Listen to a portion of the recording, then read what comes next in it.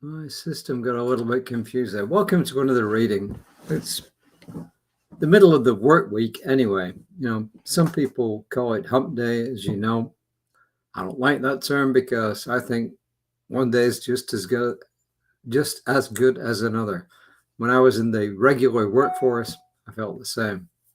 Today's reading is an uplifting message. So let's get on with it. It's called My One True Love. How about that? My One True Love. First quote is from someone everyone's heard of, Oscar Wilde. To love oneself is the beginning of a lifelong romance. To love oneself is the beginning of a lifelong romance. And Ernest Holmes in The Science of Mind says, we cannot live a choiceless life. Every day, every moment, every second, there is choice. If it were not so, we would not be individuals.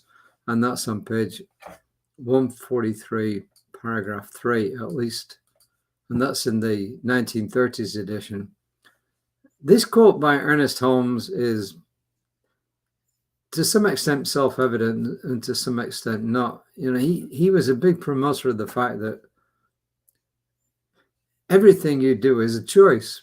Even if you choose not to make a choice, that in itself is a choice. You chose not to make a choice. So as he says, you cannot live a choiceless life. You can decide to do nothing, but that's a choice. You can decide to do a lot, and that is a choice.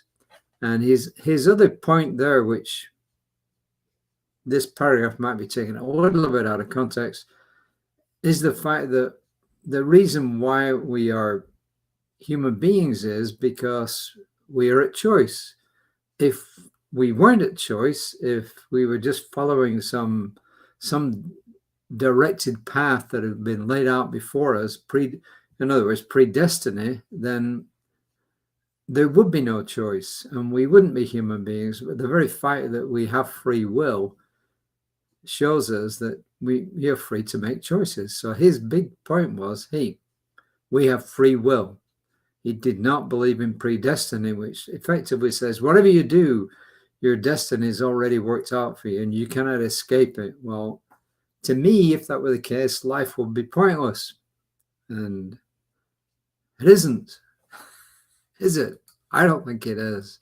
I think, I watch our cats in the house. I've mentioned this before. They don't do an awful lot. Cats are not like dogs. They don't do a lot, but they do love themselves. You can see they're preening themselves and you can just see they're satisfied within themselves. The feral cats outside, which are right now sheltering from the sun under two green outside chairs, they don't do much either. They walk around a bit more than our inside, a bit farther than our inside ones, but really and truly, they're cats. They don't do much, but they are at choice. And you can see sometimes they will choose to sit on a swinging chair. Other times they'll choose to sunbathe. Other times they'll choose to be in the shade. And so it seems to me that most creatures here have got free will. They're not following some predetermined path. And because we're not following a predetermined path, that's why we can love ourselves. Because if everything was predetermined, then you wouldn't have the choice to love yourself.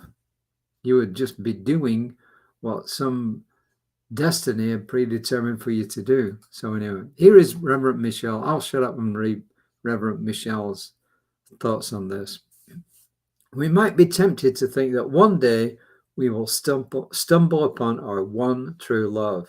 And yet the truth is that it's always been right here. We have always been right here. Our society is obsessed with romance. Our stories, our movies, our poetry, and our hearts focus on the other person, someone we can find and convince to love us. We revere lifelong romances, and indeed, they're wonderful. She says, however, I agree with Oscar Wilde, and I feel that we completely underestimate the power of the lifelong romance that we can have with ourselves if we just let ourselves fall in love with ourselves. To fall in love with ourselves requires some of the same things as a great romance with another person. We have to be willing to see the truth of who we are. We have to be willing to be interested in who we are. And we have to be willing to have our own best interests at heart. We have to be willing to find ourselves captivating and fascinating. This is a choice that we must make. And many years ago, Louise Hay made it popular to stand in front of a mirror. This is what I mentioned a few times. I didn't realize it came from Louise Hay. Look into your own eyes and profess your love for yourself, she says, our love for ourselves. I think we should popularize this again. We can take time each day to stop and profess our love, i.e. the mirror. Or we can promise to do this each time we come across a mirror. Give it a try. What I've found is that when people start to do this at first, it's not easy. But there's an old expression, fake it till you make it. And if you keep looking at yourself in the mirror every time you have the opportunity and saying, I love you, then eventually you will accept that as fact and you will love yourself.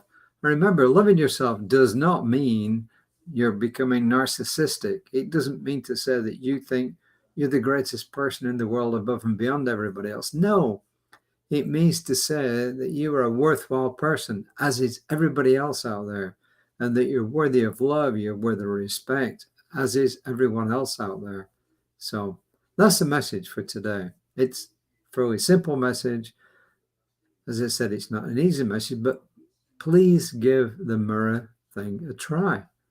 It's really worth a try. And don't just try it once. If it's really hard, just do it like one time and then go back and do it again and then go back and do it again.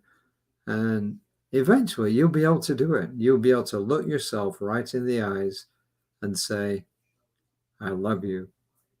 And you will eventually mean it. So that is the message for today. Let me see. I don't know if Danielle Johnson, as you know, Danielle Johnson, I don't know if she was on noonish, but she will be on sometime today if she's not already been on. I've been busy all day. And Reverend Lisa, my colleague, will be back tomorrow morning at 9:15. These are all on Creative Life Spiritual Center's Facebook page. And I'll be back tomorrow around about 5 p.m. on wherever you saw this. Where did you see this? Whatever social media you saw it. My page, Prosperity Living, Creative Life Spiritual Center, Tumblr, Blue Sky, whatever.